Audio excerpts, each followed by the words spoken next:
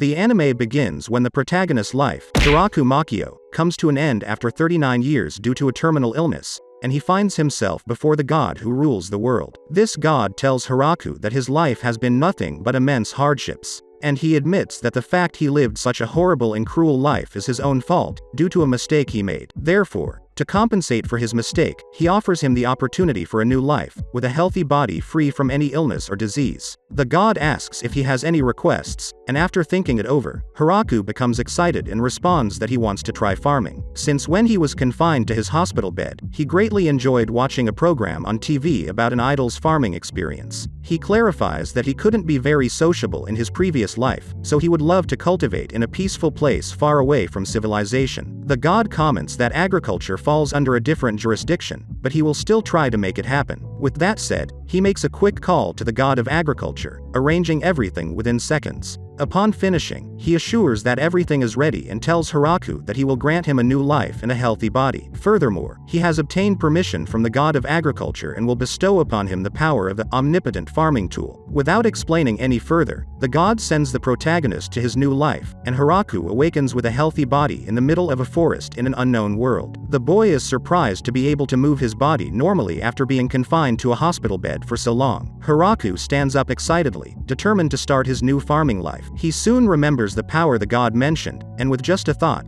the omnipotent farming tool appears in his hand. It takes the form of a hoe, and upon using it, he's amazed by its magical power, as no matter how much he uses it, he doesn't feel even a bit tired. Additionally, the hoe can cut through hard terrain and tree roots without any issue, turning any kind of soil into fertile ground. Hiraku decides to search for food and water, noticing that, as he requested, he's in a forest far away from any civilization, though perhaps too far. After walking for a long time, he doesn't find any food or rivers, only coming across a massive tree in the middle of the forest. Since it's a good reference point, he decides to establish his base there. He soon discovers that he can transform his omnipotent farming tool into any tool he thinks of, except for complicated machinery. So, he turns it into a shovel and digs a diagonal hole until he finally finds a water source. Just like with the hoe, no matter how much he uses his tool, Hiraku doesn't feel tired at all. Thus, he spends the rest of the day clearing the surroundings with his omnipotent farming tool to build a proper base. Hiraku turns his tool into an axe to start removing the trees in his way, planning to use a technique he saw on television, cutting the trunk from both sides until the tree falls. However, with just the first swing of his axe, Hiraku cuts the entire trunk in a single motion, getting startled as he sees the tree fall rapidly. The protagonist understands that this is due to the tool's power, so he also uses it to process the wood, noticing that even hard wood cuts as easily as if it were cheese. Despite having processed wood, Hiraku fails to build a cabin since he doesn't know how to do it without nails or adhesives.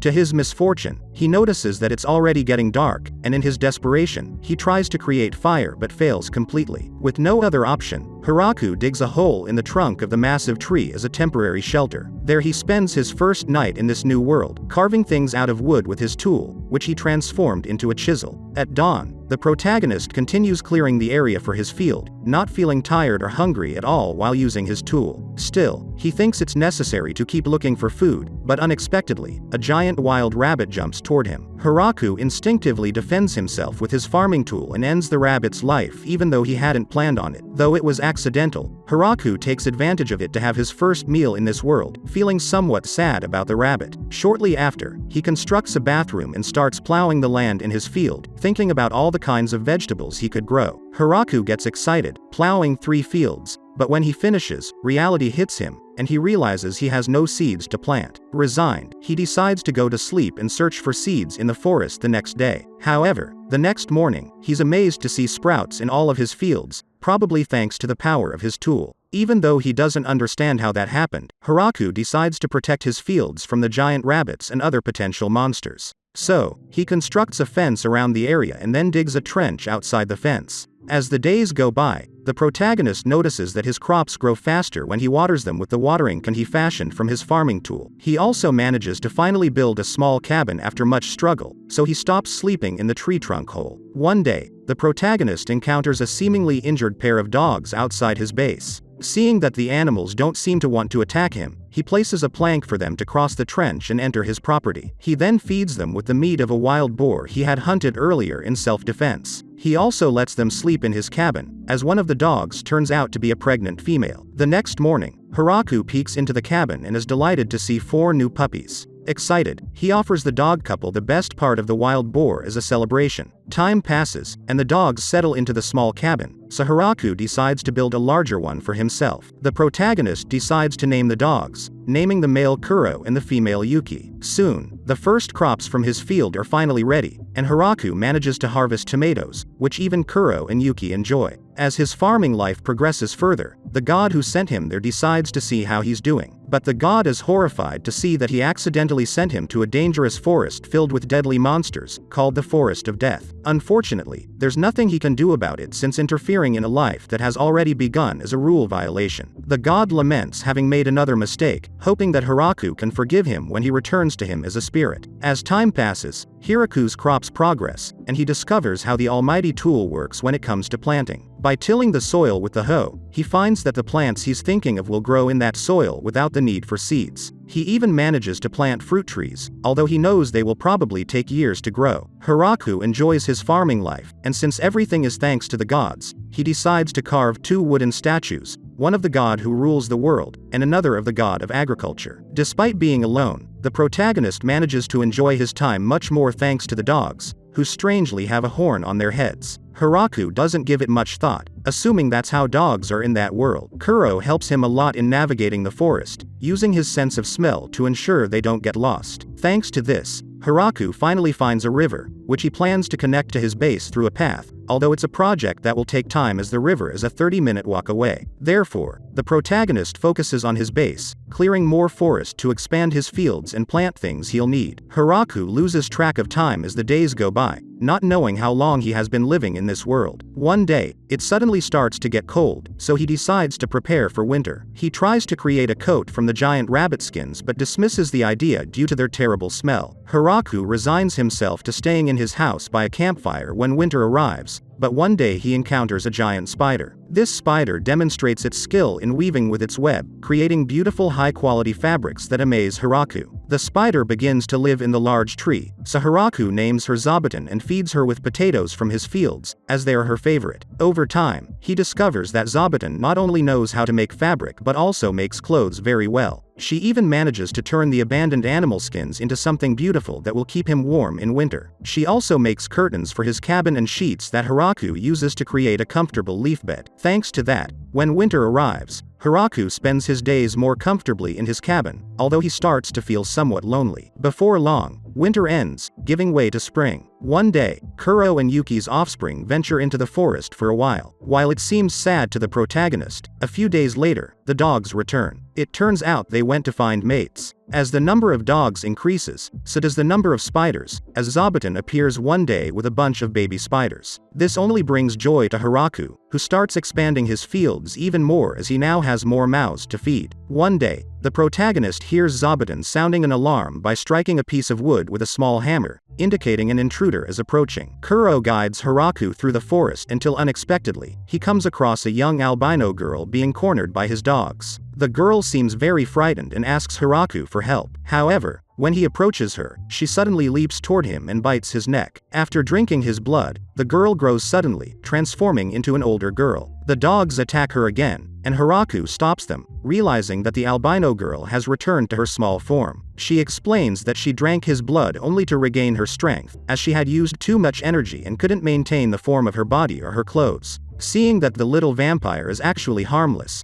Hiraku lets her drink his blood, causing her to return to her normal size. The girl introduces herself as Lulusi, and the protagonist decides to show her his crop fields, enjoying a pleasant time talking to someone after feeling alone for so long. He realizes that many of the things he cultivates don't exist in this world, as Lulusi is even surprised to see tomatoes for the first time. After spending an entire day together, Lulusi makes notes for her research about all the new things she discovered. She tells the protagonist that she was in the forest because she had a fight with some nobles who wanted to steal her research. And when she fled, those nobles sent someone to chase her, so she thought it was best to hide somewhere until things calmed down. Hiraku soon realizes he has a unique opportunity before him, so suddenly, he asks Lulusi to stay and live with him forever. He explains that at first, he wanted to be away from civilization, but he doesn't think he can handle being alone forever. Lulu-C misunderstands him and blushes, commenting that it's quite a sudden proposal. Realizing what he actually asked for, Hiraku also blushes but confesses to the vampire that those are indeed his intentions.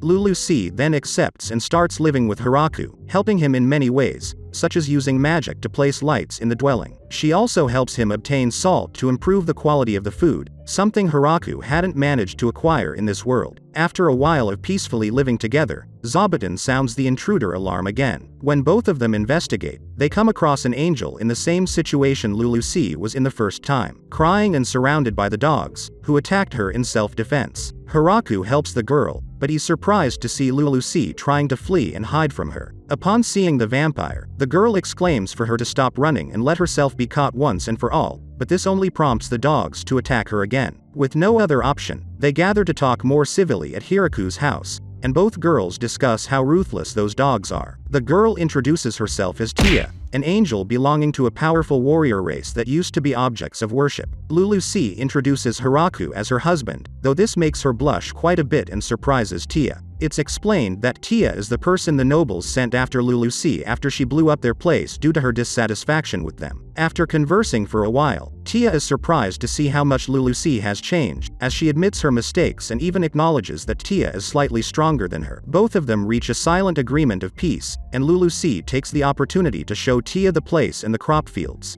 After an entire afternoon of harvesting vegetables and trying new things, Lulu-C pressures Tia to live with them, thus lightening the vampire's workload. Inevitably, Tia starts living with Lulu-C and Hiraku, helping as much as she can with the crops. One day, Tia asks the protagonist if they can grow more strawberries, as she's enchanted by their taste. Hiraku tells her that it would actually be difficult since they're already working at their maximum capacity to keep up with the entire harvest. Furthermore, if they cultivate too much, they wouldn't be able to consume it all, and a lot of food would go to waste. With this in mind, Tia decides to leave one day, and later appears with a group of 7 tall elves. Tia explains that they used to live in a village far to the north, but most of their people were annihilated after being dragged into the humans' war. Due to this, their race scattered, and since then, they have been wandering the land, searching for a place to settle and call home. In the end, Tia and Lulu-C convince Hiraku to let them live with them. Thanks to the great talent possessed by the High Elves and their advanced construction skills, the girls manage to build a large house for everyone in just 10 days. In no time, the girls become accustomed to life there, helping significantly with the daily harvests. As a token of appreciation for letting them live there, Lee, the eldest of the elves, proposes to take up some mining and blacksmithing jobs. Soon, she and the other elves quickly set up a blacksmith station,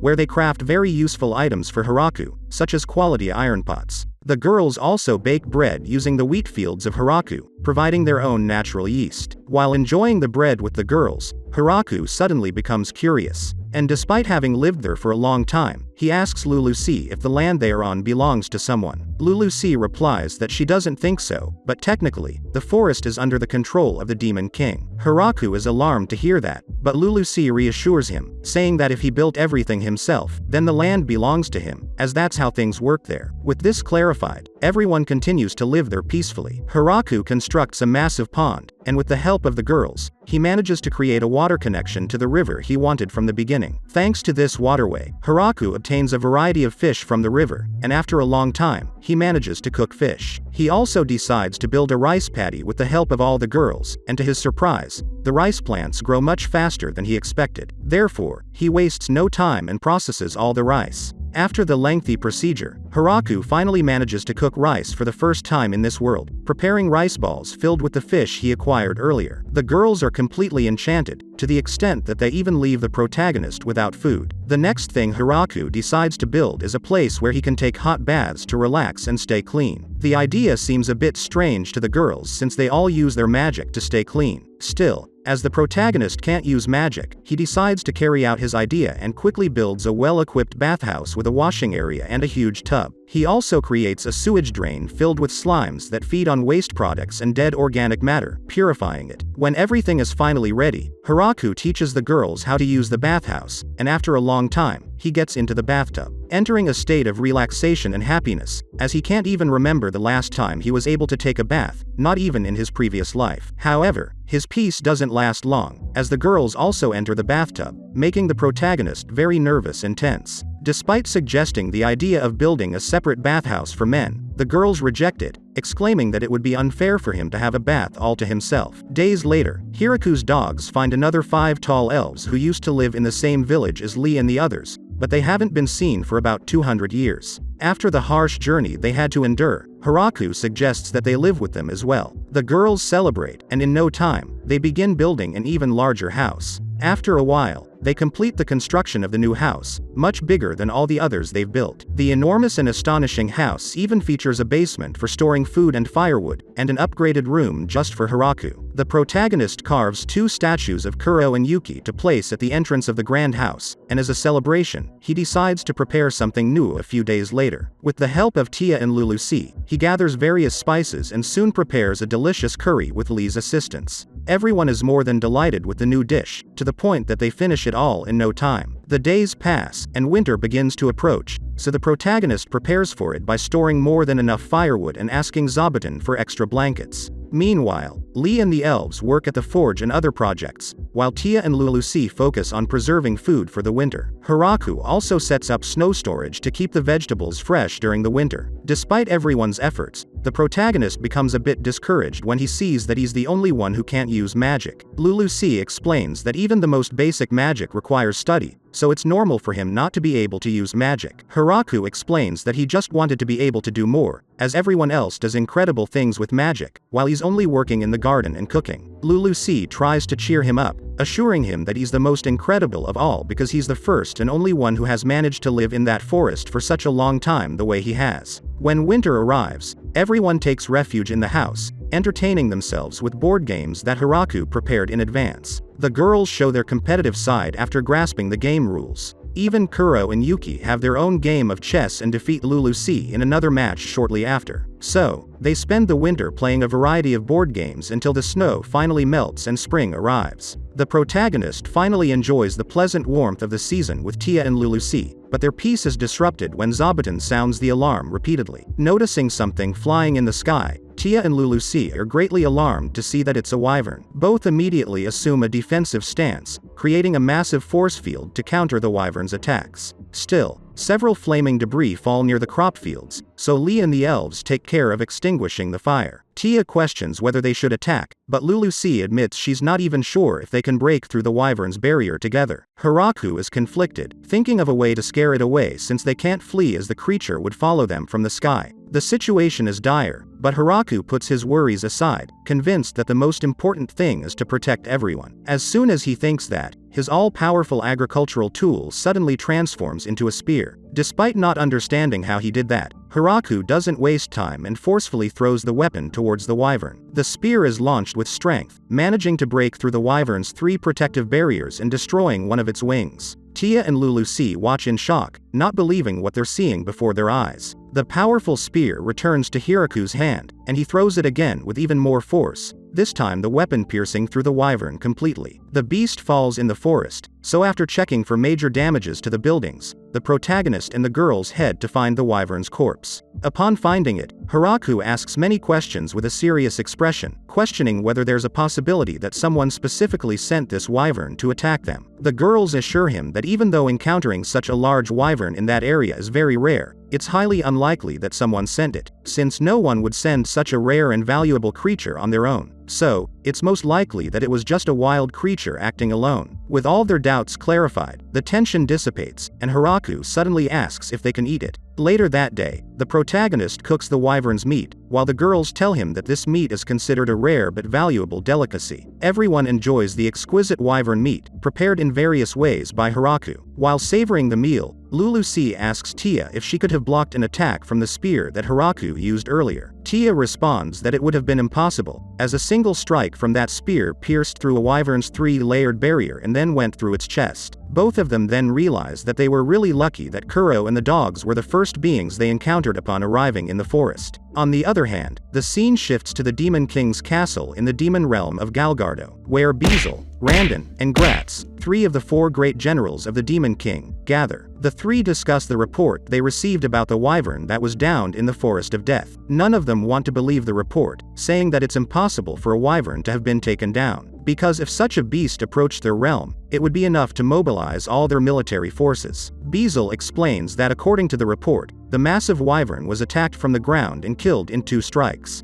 This terrifies the other 2 generals, who assert that it's impossible to face something like that. Beazle declares they need to stay calm, but this doesn't work, as Randon suggests that it's best to retreat and leaves in fear. On the other hand, in another place, they also show us the lair of Dryme, where there's a massive dragon named Dryme alongside his servant, Gucci. They also converse about the wyvern that was taken down, having witnessed Hiraku's feat firsthand. Gucci assures that most likely an attack would have gone through Dryme cleanly, making it foolish to attack. The next day, despite the news about the wyvern spreading, Hiraku seems very calm. Wondering what would go well with wyvern meat, he decides that making wine would be the best option. With the grape harvest they have and the help of the girls, they soon begin the winemaking process. The girls take charge of crushing the grapes with their feet, keeping the rhythm with a song that the elves used to sing in their village while working together. This helps them coordinate and makes the process more fun. At the end of the day, they finish filling a total of 16 barrels. The god of the world observes how happy Hiraku is and tries to show this to his daughter, the goddess of agriculture, in hopes of getting her forgiveness. However, the goddess of agriculture still scolds him for sending an innocent person like Hiraku to that dreadful forest of death, and for giving him a dangerous replica of the sacred spear grime. The god clarifies that Hiraku doesn't even know he has something like that,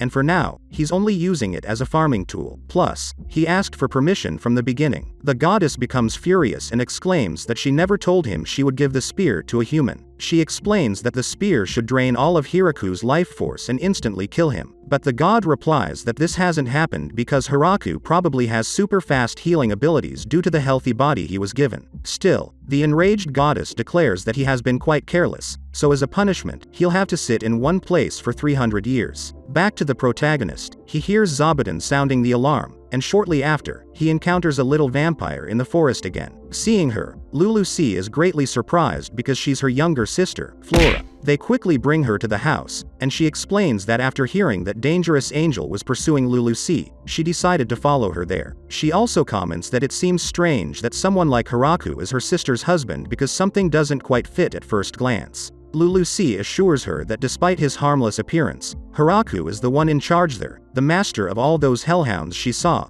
and he even defeated a wyvern by himself. This is more than enough to leave Flora speechless, who humbly apologizes to the protagonist for underestimating him. Hiraku doesn't pay much attention to it, but on the other hand, he looks at Kuro, surprised to hear that they are wolves, so he asks what the infernal part means. Kuro simply barks and then releases a massive red flame from his mouth as a demonstration, leaving Hiraku applauding in astonishment. The girls look at him incredulously for not realizing that he had been living with them all that time without really knowing, as they are quite well-known magical beasts. Flora decides to stay for a few days, being very impressed by the food and taking many notes for her research. Shortly after, she leaves with excitement, rushing to get all the preparations ready for her move, as she's going to start living with them too. A month later, Flora returns with a bunch of servants belonging to an ogre race. The representative of all the servants introduces herself as Anne, informing Hiraku that they are all at his service. Flora also brought 2 common cows, and Hiraku is thrilled to know that they'll be able to get milk, as this means they can make butter and cheese. As more residents arrive, Tia notices that there are already plenty of races living there in large numbers, while she's the only angel. So, she wastes no time and leaves the place, returning shortly after with her subordinates, Grandmaria, Kudal, and Corone, 3 angels with large weapons and refined armor. Tia also brought a group of lizard men, whose representative is called Daga. He brings a chicken in a cage, and Tia assures Hiraku that it's a common chicken, so they'll have access to fresh eggs. Hiraku becomes even happier with the arrival of all the residents, as they've made the place more civilized. As the days go by, everyone adapts to the lifestyle there. The servants focus on keeping the house clean, as they are professionals in this. Hiraku takes charge of teaching them how to cook, so in no time, the servants learn to prepare more elaborate dishes. On the other hand, the 3 angels that Tia brought take care of patrolling different regions of the forest, ensuring they monitor everything and maintain security. Meanwhile, the lizardmen handle all the tasks that require outdoor strength, and the construction progresses even faster than before. Just when Hiraku thinks there are already countless inhabitants, Lee brings another much larger group of high elves. Later, Hiraku summons all the different representatives of the resident races of the place. There, he reveals that he wants to come up with a name for the place they live in since, due to all the people who have started moving in, it has practically become a village. Everyone presents their ideas, but none convince Hiraku until, thanks to Zabuton, the place they live in is officially named the Village of the Great Tree. At night, Hiraku reveals the name to the other inhabitants, and everyone enjoys a celebratory feast, naming Hiraku as the mayor. The protagonist accepts the title very happily, ready to enjoy life to the fullest and give his best effort as the mayor. Time passes, and the village progresses thanks to everyone's efforts. One day, one of the angels on patrol approaches Hiraku to inform him that a messenger from the demon realm has arrived. This messenger is Bezel, who says he would like to have an audience with the person in charge of the place. When Hiraku introduces himself as the mayor, Bezel gives him a gift to commemorate their meeting, and he explains that he has a message from the Demon King as he would like to discuss the situation of their settlement. Hiraku deduces that they want him to pay taxes for all the time he has lived on those lands, which fall under the jurisdiction of the Demon King. The protagonist gathers his courage and tells Bezel that he's willing to offer a portion of his harvest as tax payment, proposing a 10% rate. He also clarifies that he would like them to come to collect the payment every year before winter. Bezel accepts his proposal and all his conditions, concluding the agreement much faster than the protagonist expected. Feeling that he was too aggressive in the negotiations, Hiraku ends up giving a gift to Bezel before bidding farewell. After Bezel leaves, Lulu-C praises Hiraku for handling it so well and clarifies that now that they are paying taxes, technically they are under the protection of the Demon King. Moreover, the 10% rate they will pay is impressive since, usually, the percentage is supposed to be around 50 or 60%. Meanwhile, at the Demon King's castle, the generals talk with Bezel. None of them can believe that the Village of the Great Tree has submitted to their military forces when they have the strength to defeat a wyvern. Bezel clarifies that it also seemed very strange to him, but he had no choice but to accept all their conditions. After all, the vampire princess and the angel of annihilation were right there alongside the mayor, in addition to a whole army of high elves, a pack of infernal wolves, and a trio of assassin angels. Bezel trembles in terror as he recounts the events, and the other generals are also horrified. They try to see the positive side, which is that despite everything, they managed to negotiate amicably. Still, Randon remains terrified and leaves, once again suggesting resignation. Back to the protagonist. After a few days, he receives a visit from Dryme, who introduces himself as the one and only ruler of dragons.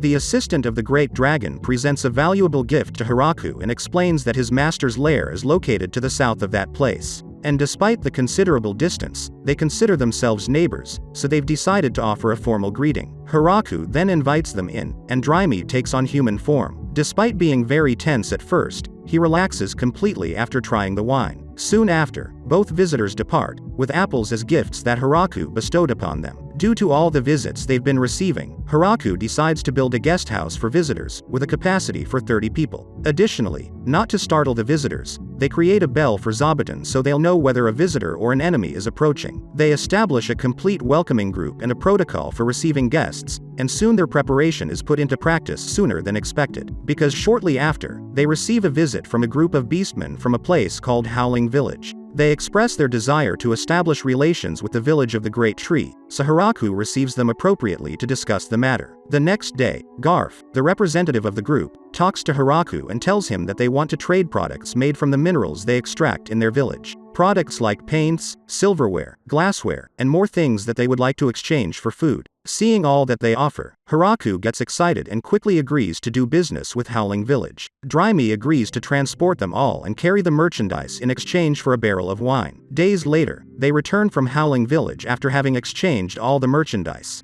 Tia informs that the mayor of Howling Village wants to send some of their people to live in the Village of the Great Tree, around 20 women in total. Hiraku agrees, with the condition that they also send at least 3 young men, as the village's population is already almost entirely women. The women from Howling Village arrive later, but when they introduce the 3 young men they brought, they turn out to be small children. Still, Hiraku has no choice but to welcome them and make them feel at home in his village. Time passes, and all the new inhabitants quickly adapt to the village. One day, a group of elderly dwarves led by a man named Donovan arrives as visitors, saying they've heard that the village has quality alcohol. They would like them to share some of their wine, as in exchange, they can produce other types of alcohol using the technology they have in the crops from Hiraku's fields. This is more than enough to convince the girls, so the group of elderly dwarves starts working immediately on the alcohol. In the end, Donovan and his men ended up staying, working as the brewers of the village. Days later, Zabuton sounds the alarm, and Hiraku immediately prepares to attack when he sees a dragon that doesn't seem peaceful approaching the village directly. However, Dreamy suddenly appears, striking the said dragon to stop it, and soon, a third dragon appears, flying directly towards Hiraku, who has no choice but to defend himself with his lance. But before he can attack, Gucci appears in front of him, exclaiming alarmed for him to stop. Shortly after, the misunderstanding is cleared up, and it turns out the two dragons fighting with Dreamy were his wife, Grafaloon, and his daughter, Lastismoon. They wanted to investigate on their own, as Dryme's constant trips to the village of the Great Tree had aroused suspicions at home. Although it was all a misunderstanding, Dryme's wife and daughter apologize to Hiraku and everything is clarified. Dryme's wife realizes the importance of diplomatic relations with that village,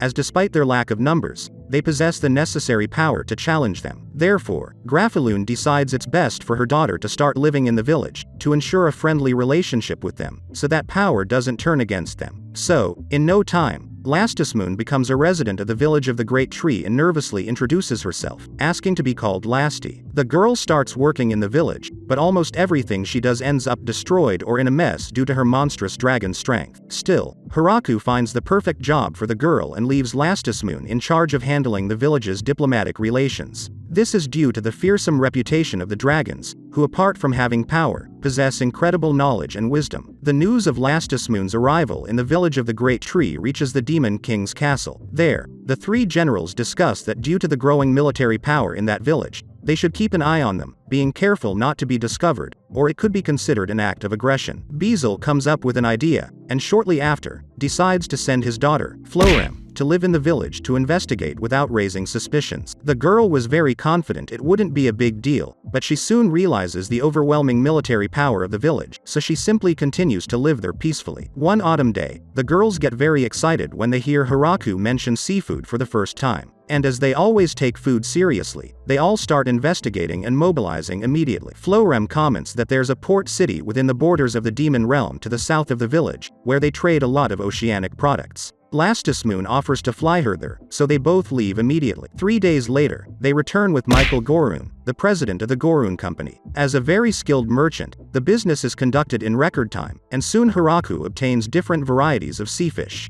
Additionally, Michael ends up becoming the official governmental supplier of the village, handling all the trade between them in the outside world, as he can get several times more value by exchanging the valuable products they produce. Everything ends well, and despite Michael handling everything professionally, it's shown that deep down he was terrified by the village's dangerous threats, and he's glad to have survived. Still, Hiraku and the girls are thrilled to finally be able to taste the exquisite seafood. Sometime later, another dragon attacks the village, and not even the trio of angel assassins could stop it. However, the dragon seems to be only showing off and provoking Hiraku, so he quickly brings down the dragon with his lance. Shortly after, he discovers that the dragon is Dryme's older sister, Hakurin, who just wanted to see what kind of person Hiraku is, as Dryme had told her he would give her niece, Lasty, as a wife. Dryme excuses himself by saying he probably said that when he was drunk, which doesn't surprise the protagonist at all. When the misunderstanding is cleared up, Hakurin has no choice but to clean up the mess she made. After that, she spends the following days in the village, enjoying delicious food with Dryme and indulging in competitive board games.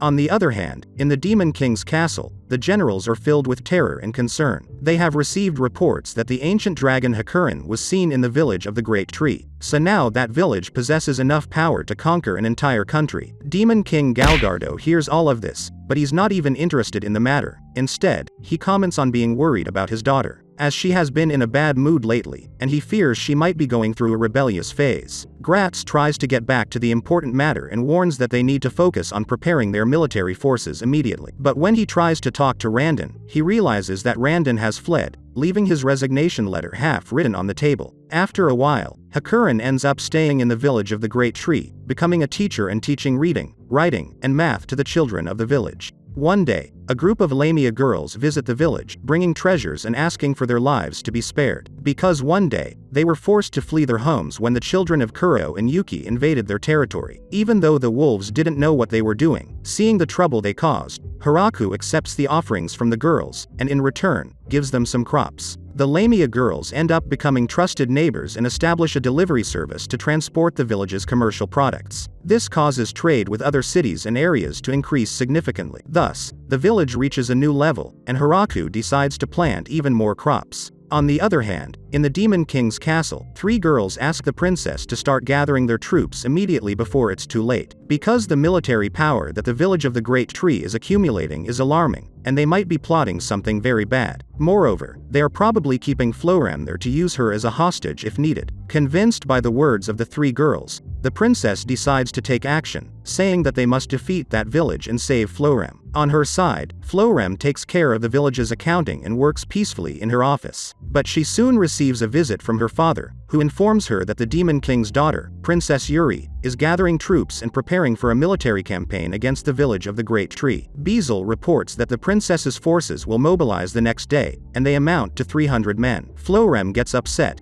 exclaiming that it's a very absurd idea, as the village's military power would crush them. However, Bezel assures her that he couldn't do anything to stop the princess, so it's all in Florem's hands now. And since she can't let everyone in the village know about the situation, she has to show the troops the difference in military power without actually mobilizing the village's forces. Therefore, Florem has the Lamias handle the matter the next day. They create chaos effortlessly, showcasing their monstrous brute strength to the princess's soldiers. In seconds, the 300 soldiers surrender in terror and flee, begging for their lives. The Lamias are simply surprised at how easy it was, as they only had to knock down a tree without effort, and they'll receive 10 boxes of apples just for that. Florem then makes the 3 girls who initiated the whole problem, Roaju, Rosalind, and Claques, come to the village of the Great Tree. Even Princess Yuri also shows up, but Florem decides not to mention that she's the Demon King's daughter. To teach them a lesson, she makes the 4 girls stay in the village and work for a few days. The 3 girls end up becoming part of the village council, and the princess performs other field tasks that she had never done in her life. Days later, Princess Yuri finally leaves, very grateful and saying that she learned a lot during her time in the village. Time passes after Yuri's departure, and the pre-winter harvests begin. As a result, they harvest so much that the crops don't even fit in the storage. Therefore, the protagonist lets Lasti and Hakurin take part of the leftover harvests to their parents. After delivering the crops to her parents, Hakurin returns with a group of mountain elves who wanted to move to the village since they've had difficulty getting food. Hiraku doesn't need to hear much more, and in no time, the mountain elves officially become residents of the village. Thus, time passes, and winter approaches little by little. One day, Hiraku visits Lulusi's room, as apparently she hasn't been feeling well for a while and unable to use her magic. After the girls interrogate her about her symptoms, they come to the shocking conclusion that Lulusi is pregnant. Despite the unexpected news, things go on as usual in the village, although everyone seems happy for Lulusi. Hiraku returns to his routine, ensuring that things inside the house are in order and tending to the crops to prevent pests. The fields they've expanded have become quite large, making them harder to manage, but Hiraku feels very happy seeing all his crops progress. One day, he's warned that a strange man has appeared in the village, so Hiraku goes to investigate. He finds a peculiar man prostrating himself before the statue of the world god that he carved. This man introduces himself as Vargreif, who happens to be the progenitor of vampires and technically the grandfather of Lulusi and Flora. He confesses that he heard about Lulusi's pregnancy, so he wanted to confirm it himself. He's very happy to see that it's true, as it's a very rare event, even though vampires usually continue their lineage by forming new blood pacts. Vargreif quickly changes the subject and talks about the statue of the creator under the Great Tree. Hiraku is surprised and asks if he knows God, to which Vargreif replies that he did, only once when he was born, and he told him that he should strive, even though he would be born with an abnormal body. Hiraku clarifies that the statue belongs to the village, so he can't offer it to him, but since he wants it so much, he decides to carve another statue for him. This makes Vargreif very happy, and he leaves with his statue later, very grateful to Hiraku. The man then returns to a temple after 50 years, saying that he wants to consecrate the statue that Hiraku made in the best place. The temple custodian is fascinated by the statue and exclaims that they must ensure everyone knows the sculpture's name. However, Vargreif says it's not a good idea, as Hiraku doesn't seem like the type to appreciate such things, and he doesn't want to disturb his peaceful life. Still, he orders the custodian to communicate to all the other temples to be respectful to him, just like with the village of the Great Tree. Sometime later, Vargreif sends an elegant and valuable high-quality piano to the village as a gift for Lulusi's pregnancy. When summer comes, everyone gives their best effort in the village and takes care of Lulusi, ensuring she's as comfortable as possible during her pregnancy. The vampire claims to be very satisfied with everything, as she has even regained her appetite, but she confesses that the only thing bothering her is that she can't drink alcohol. Hearing this, Everyone decides to quit alcohol for Lulusi, but it's proving to be very difficult for them. So, they come to the conclusion that the only option left is to eliminate the source of suffering, and they ask Hiraku to sell all the alcohol. He tells them it's not a good idea, as despite their good intentions, they will regret it if they sell all the alcohol, as it's not something they can easily replicate. Instead, he suggests they endure with the mindset that they are letting the alcohol age to improve its flavor. This strategy works successfully, but soon after, Donovan approaches the protagonist looking a bit sad and asks if he and his men have done something wrong, as suddenly everyone has stopped drinking alcohol. After Hiraku explains the situation, Donovan is relieved and says they were considering slowing down alcohol production, but now that he knows what's going on, it will be the opposite. Lulusi's due date is approaching each day, so all the villagers start bringing her gifts and useful items for the birth. Among the many gifts,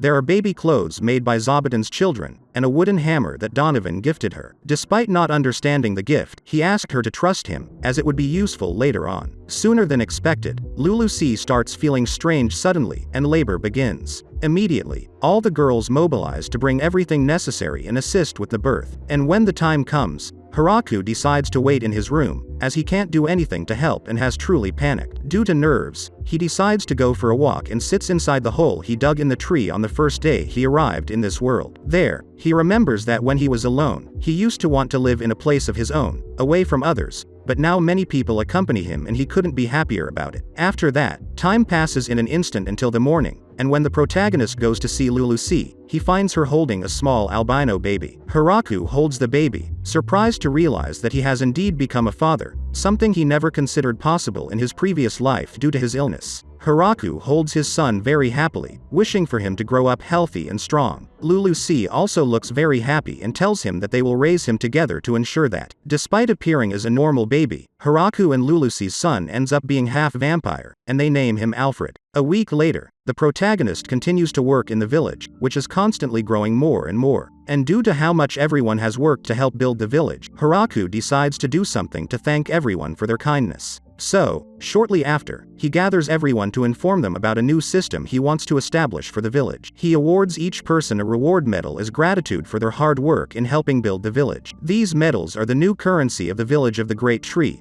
and he explains that they can use them to exchange for goods they want, or use them to obtain other things they are looking for. In no time, everyone starts using their medals for various things, and they turn out to be a success. After a while, the day of the big party to celebrate the birth of Lulusi and Hiraku's son arrived. A party where everyone finally starts drinking alcohol again after so much time of abstaining. At Donovan's request, Lulusi brings the wooden hammer to the party, and shortly after, she discovers that it was to open a barrel of a new special wine they have been working on. Hiraku and Lulusi use the hammer together to open the barrel of wine in celebration, and everyone enjoys the new type of wine. Although Lulusi says she still can't drink it, she's content with seeing how happy everyone is while drinking. Upon hearing that Lulusi still can't drink, Donovan comes up with an idea and takes care of bottling the wine before everyone drinks it, to age it and make sure it's the best wine of all. The protagonist suggests they keep it until Alfred is old enough to drink it, which Lulusi finds perfect. The news of Hiraku and Lulusi's son spreads everywhere, even to the Demon King's castle, where the generals give up on challenging them and decide it's best to maintain a friendly relationship with the village. One day,